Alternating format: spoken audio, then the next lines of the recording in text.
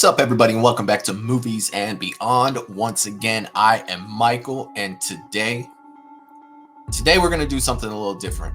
If you've been following my live streams and all the shows that we've been doing on Sundays and Mondays, you know that I am a huge Friday the 13th fan. That is my favorite out of the slasher genre, is the Friday the 13th. Anytime that we've done a tier chart for that Friday the 13th movies have been included in, it's always been based off of votes from the chat, votes from people on the show. And I just want to go through and give you guys my Friday the 13th tier list. Loving these movies so much, I broke it into the tiers, which are a little different this time. Usually you have epic masterpiece to trash, and I didn't break it down that way. So let's go ahead and look at my tier chart for Friday the 13th. As you can see, I broke these down into can watch anytime, being the top tier, down to watch often, it's okay, I hardly watch it, and I never watch it. And I think that that's, in my opinion, kind of better than saying this movie was an epic masterpiece and this movie was trash. You know, this is just based off of me loving Friday the 13th so much, and these movies that I want to put them in a tier like this as opposed to the other way, if that makes sense. So let's go ahead and get started, and we will start with the first Friday the 13th. The first Friday the 13th, I don't feel like it gets a lot of love amongst Friday the 13th fans and fans in general of horror. Jason is not in the first Friday the 13th. It focuses on Pamela and her story around Jason and her getting revenge for her son drowning, right? I think the atmosphere in this movie is really good. And anytime I think about Camp Crystal Lake, someone says, what do you think about Camp Crystal Lake? My mind immediately goes to the first Friday the 13th, and the way that the camp's laid out, to me, that will always be Camp Crystal Lake in my head. The way that it looks, it'll always be Camp Crystal Lake. Now, I'm not saying this movie does not have its issues, but I definitely don't think that it is as bad as some people say that it is. So one of the things about this movie that really sticks out to me that I love so much was the final jump scare at the end. You may look at that now and say, well, that's not really that scary.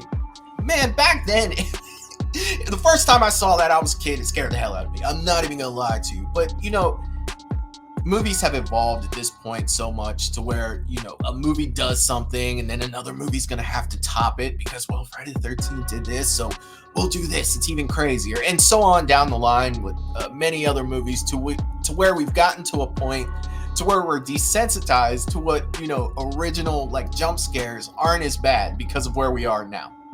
But anyway, Friday the 13th for me, I wouldn't say that I watch it often. I would probably say that it would go in the it's okay range for me, just because I really don't watch it that often. It's probably 2-3 times a year that I watch the original. It's not as great as the other ones, but it's not one that I would bash as a bad Friday movie. Moving on to Friday the 13th Part 2. Friday the 13th Part 2 was the introduction to Jason. It was the first time we saw Jason, not including the jump scare at the end of the first Friday the 13th, but we got to see Jason as a guy walking around, stalking and killing Sackhead Jason. That's what this one is most famous for. And you know what? As a kid, I didn't really like Sackhead Jason too much, but the older I've gotten, the more I appreciate the character of Jason in this one. Steve Dash was a hell of a Jason. You had a hell of a final girl in this movie with Jenny. I think the story was good. You have one of the best kills of the franchise in this movie, where the guy in the wheelchair takes the cleaver to the forehead. I can't remember if it was a cleaver or machete. Either way, he takes it to the forehead and he goes rolling down the stairs. That kill is absolutely iconic.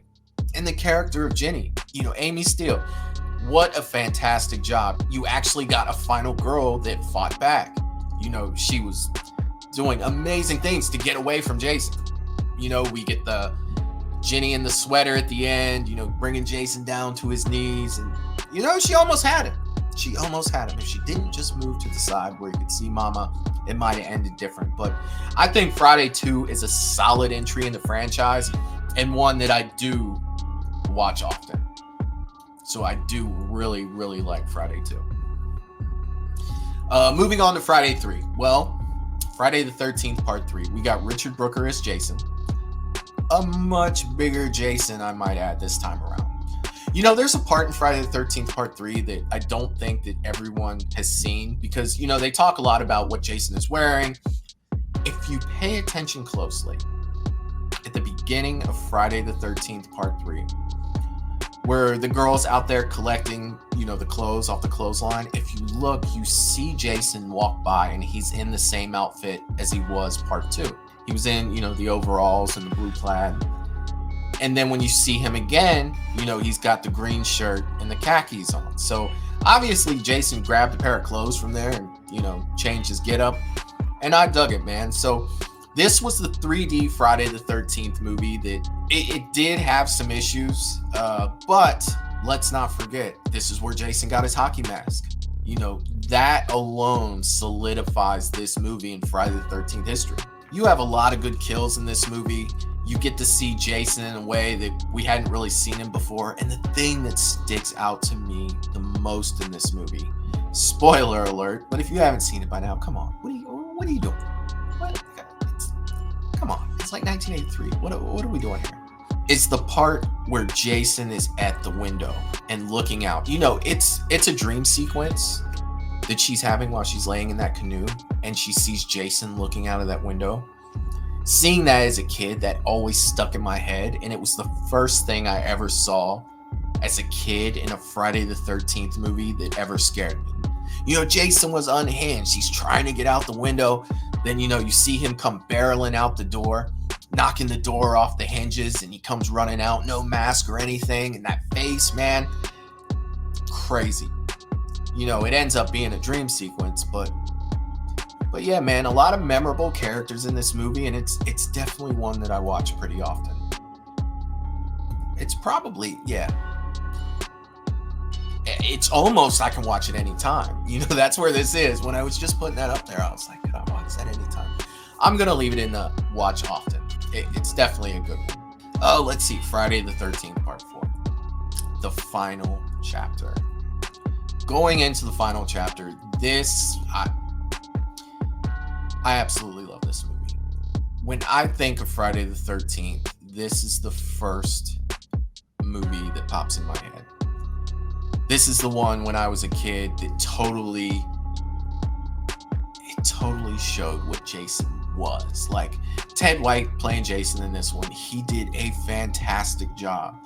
You have Corey Feldman's in this, Judy Aronson's in this, Crispin Glover's in this.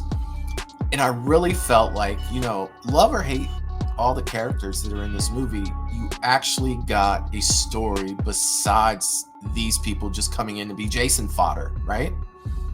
So you have the dynamic between, you know, Crispin Glover's character and Teddy, you know, whether you like it or not, it's there. You know, you get the whole Teddy's computer and dead fuck thing going on with that. You have the family atmosphere next door with Corey Feldman, Trish, and you know, their mom. And I think that created a little wholesome environment in this crazy situation, if that makes sense to you guys.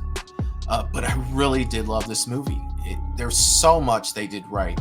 The kills were freaking crazy in this. And not only were they crazy, they were very memorable. Like, if I think of Friday the 13th, Part 4 kills, first thing that pops in my head is either the raft or Crispin Glover taking the cleaver to the face. Where's the corkscrew, right? That just sticks in my head. You get the Crispin Glover dance. You know, you have the twins that show up that start some shit. You know what I mean? It is just a fantastic watch. And Friday the 13th, Part 4 is one that I can watch anytime. 100%. I can watch this movie anytime. God, I love that movie. Moving on to Friday the 13th, Part 5. The Roy Burns Jason. This one for me, and I know that this one has become popular, you know, over the years. Initially watching it, I don't remember anyone saying, yeah, I think I love this one. You know, when you go back and look at it. Back then, I grew up in the 80s. You know, I'm an 80s kid, so I got to see all of these, you know, as they were coming out. Part 5 was actually the first one I saw in theaters. And even as a kid, I was disappointed with the ending. And I understand, you get a bunch of kills by a guy in a hockey mask, some good kills too, and some memorable characters. This has some memorable characters in it. But at the end of the day, it's got to be one I hardly watch. I really am not a fan of Part 5. And does it have to do with the fact that it's not Jason? Yeah, it has a lot to do with that. And then the overall look of Jason, it just wasn't there for me. Like, I just could not get into this one. But like I said, there are some memorable characters. It's probably got my least favorite, no offense to the actor, but it's probably my least favorite Tommy Jarvis character as well, out of the 3 that we got. This one just did not hit for me. It did not hit for me at all. So it definitely has to go lower on the list for me. Now moving on to Friday the 13th, Part 6. Jason Lives. We made a mistake movie. We're trying to fix it now. And they even named it Jason Lives. After the reception of Part 5, they had to come up with a title to let you know, hey, we're not going to do that again. We're going to come back with a Friday the 13th movie. And we promise, guys, it's Jason this time. We learned our lesson. It's Jason. So CJ Graham is Jason in this one. I love CJ Graham's portrayal of Jason Voorhees. It is just, this movie is so much fun. It does a good job of mixing comedic elements along with horror, but none of those comedic elements are focused on Jason Voorhees. Jason's badass in this movie. This is the first time we see zombie Jason, and he looks stronger, more menacing. I absolutely love Part 6. This movie is so much fun for me, and it's one, I wouldn't say I could watch it anytime, but it is definitely one that I watch often. Moving on to Friday the 13th, Part 7, The New Blood. This is the first time Kane Hodder portrays Jason. And man, did he come through on this one. This one is my favorite portrayal and look of Jason Voorhees. When he comes out of that lake and the camera's, facing the back of him, and you could see the spine up his back as he's walking, I said, man, that is the coolest shit I've ever seen. I remember seeing this one in the theater as a kid. I'm like, that's the coolest Jason I've ever seen in my life. He looks fantastic. And the mask is absolutely beautiful. Kane incorporated that breathing into Jason, and it just made him so menacing. So menacing. Well, when you get to the 7th movie, you kind of run out of, material with people to fight, people to kill, so you want Jason to kind of have an adversary. And I think bringing in Lark Park Lincoln to play Tina, kind of a version of Carrie, to kind of give Jason that battle. I thought this movie was so much fun. And it's one of my top Friday movies for that. You do have to suspend a belief just a little bit for this movie, but man, if I'm being 100% honest, I can watch this movie anytime. So I'm definitely putting The New Blood up there next to Friday the 13th Part 4, because it is just one of those movies to where if someone's like, you want to watch New Blood? I'm like, yes, I do. I will watch New Blood with you. That brings us to Friday the 13th Part 8, Jason Takes Manhattan. I'm not going to sit here and sound like a broken record when you talk about, Jason Takes Vancouver, Jason on a boat, all of that. Yeah, I get it. Jason's look in this one, I'm not going to lie. I definitely dig Jason's look in this one. Storyline wise, though, I mean, not so much. Like this one's a tough one for me. Because I do appreciate so many things about this movie. You get to see Jason in Times Square. How awesome was that the first time you saw that? It's like you are putting a character that we only see in the woods in the middle of Times Square. That was so freaking cool. And I really like the way Jason looks in this one. It's not as good as 7, but he still looks badass. He does. I'm sorry. He looks badass in this one to me. He does. again, going back to story-wise with this one, it's tough, man. I'm gonna go ahead and put this one under I hardly watch because it's the truth. I don't watch this one too often. One of the things about the story that gets me so much was, when Jensen Daggett's driving the car and, she sees the vision of Jason and she tries to, run it over and they hit the wall and the car catches on fire and, her, I don't know, was that her teacher? Her teacher's in there, it burns up and she dies and nobody mentions nobody mentions she's gone. They don't say nothing. She immediately goes into a flashback of, her getting pushed in the lake, and she comes out of it and turns around and yells at her teacher or her principal or whoever that guy is, like, look, you pushed me in the water. I can't believe you did that. It's like, fair enough. I did. But you kind of just killed somebody over there. Like they're not coming back. They're dead. And we're not gonna talk about that at all. Jason punching Julius's head off of the top of the building. That was pretty cool too. That was a cool little back and forth sequence. But at the end of the day, Jason Takes Manhattan. I hardly watch this one. Moving on to Jason Goes to Hell, and I'm just gonna go ahead and lift this one up and just go ahead and put this in the correct category of I never watch. I don't hardly ever watch this one unless I'm doing like a ranking or something before a stream, or so, like if we're ranking Friday the 13th on one of my live streams, I'll go back and watch it because I definitely want to be kept up to date on what's going on with it. If you don't watch something for a long time, you forget a lot of things about it. And every time I go back to this one, it's just like, man, the first 10 minutes, maybe the first 6 minutes, I'm like, okay, this is cool. Then that's it. Like the rest of it, I'm just like, what are we doing here? Like, how did we get here? How did we go from this to that? I just don't understand it. I think the only thing that stands out in this movie is Creighton Duke. I love the character of Creighton Duke, and I just feel terrible that this was that character's only Friday the 13th. I mean, unless you want to watch him in a fan film, this is all the Creighton Duke that you're going to get from Friday the 13th. And I think it's a shame with him being such a good character that it just, the whole body transfer thing, it just doesn't work for me. When I go to see Jason, I want to see Jason. And that may be simplistic in an analysis of this movie, but at the end of the day, it's 100% true. And this one, I don't ever watch this one. Moving on to the next movie, we are going to Jason X. Jason X, Kane Hodder back in this one as well, like he was in, Jason Goes to Hell for a little bit. But Jason X. Now, this is the one that kind of defies logic for me. I talked about movies that are good and reasons why they're bad, and story-wise it's bad. This looked bad. And Jason X has all of that. It has some terrible CGI. It's god, horrible. Dialogue's not that great whatsoever. Story is okay. Maybe, but there's something about this movie.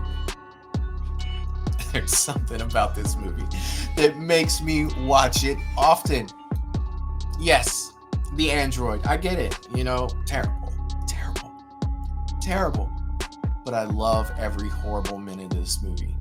That freaking cryo kill. Come on, you guys. That's top 1 or 2 kills for me. I'm sorry. Like that's near the top.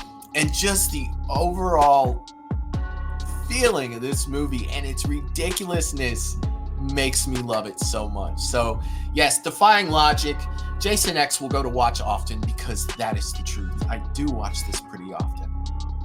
It's gonna take more than a bad movie to take this old dog down. Yeah, I love that movie so much.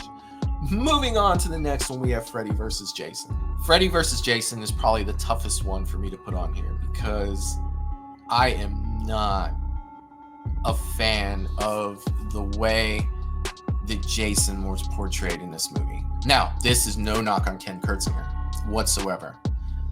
It's just the way that he was made for the movie. And there are a lot of reasons in my head on why I think that maybe they did this because of this, maybe they did because of that. And it's like, at the end of the day, this is what we have. Now, don't get me wrong, there's some good kills in this movie, and I am entertained, but the Jason fan in me looks at it like, why is he so stiff? I mean, why don't you just stick your arms out and walk like the mummy at this point? You talk about a lot of things with Jason, but if you really look at it, and I'm going to bring up something stupid too, like something that bugs me that I cannot stop thinking about with Freddy versus Jason. He's resurrected at Camp Crystal Lake, right? Freddy resurrects him. And he's like, go to Elm Street. The kids have been very bad on Elm Street. And Jason starts walking at the speed of smell. That's in New Jersey. Elm Street is in Ohio. Do you know how long it would take Jason to walk? At that speed, especially. From New Jersey to Ohio? I've made that drive, man. It's not a short drive. That's months. And you're gonna, what's he walking down the highway? Really? Like, come on, guys. We could have did better with that. Like, and that's just one of the things. Now, I have said in the past, and I do believe this is a way better Nightmare movie than it is Friday the 13th movie. 100%. New Line, yeah, you supported your boy. I get it. 100%. The acting in this is oh God. I mean, there's a few standout moments with a few characters, but other than that, it's okay. I mean, that's the best I can do with it. I mean, you do look at the aspect that you get to see these two horror slasher icons go at it for the first time. Waited years for we talked about it in the 80s, we talked about it in the 90s, and in the early 2000s, we finally get it. Still the best theater experience of my life. It was like a UFC fight. People were standing up, throwing popcorn, cheering. It was awesome. But at the end of the day, I don't think they did my guy right. Like it's kind of tough for me, but I think that it's okay. It's a good spot for this. I mean, maybe it'll change tomorrow. Maybe it'll be I hardly watch tomorrow, or maybe it'll be like I watch it often. It really depends. This is my mood, current state. These things always freaking change. They do. Now, the last Friday the 13th movie on my list is the remake. The remake has its issues. It does. And I don't deny them. But there's something about this movie. I love the way Jason looks in this movie. There's a few little things I change here and there, but Jason is physical. Jason is menacing. Jason is fast. He's brutal. It's everything that you would want in a Jason. Fantastic. Derek Mears did a fantastic job as Jason on this one. Looking at the story, the characters, it definitely has some memorable characters in it. We talk on my show a little bit about this movie, and we always bring up the guy, in the barn. Like, I don't even know his name, but definitely a memorable character. The one that Jason kills and gets the hockey mask from. Definitely a memorable character. And who can leave out Trent? Trent's awesome. The first time I saw this movie, it's like, I want you to die. Now it's just hilarious on how much of a douche this guy is. What a fantastic job playing that character. I mean, I absolutely love that character. But the opening of this movie, I think, is probably the best opening in any of the Friday the 13th movies. Like I said, as it went on, there were some issues, but I gotta say it, you guys. And this goes against, my ranking of last year. But I can watch this one anytime. I can watch the remake anytime. And it does definitely get a lot of plays for me. It's funny, after a movie's been out for a long time, you have your initial reaction to it. And then as time goes on, the more you see it, the more it grows on you. And I think that that's something that happened with this movie and, constant rewatches for me. I absolutely love it. So this is my chart. This is Michael's current tier chart of his favorite slasher icon series, Friday the 13th. And I'll tell you what, this is, looking at this right now, I'm very happy, looking at this list right here, and I think that this is mine. So I'm curious to see what you guys, what does your tier list look like? What does your tier list look like? Let me know in the comments what you think. These are always so much fun to do. If you want to support the channel outside of YouTube, go to www.patreon.com/moviesandbeyond. Exclusive content over on Patreon. If you haven't already, please hit that like and subscribe, and I'll see you next time. Peace. Toodaloo, motherfucker.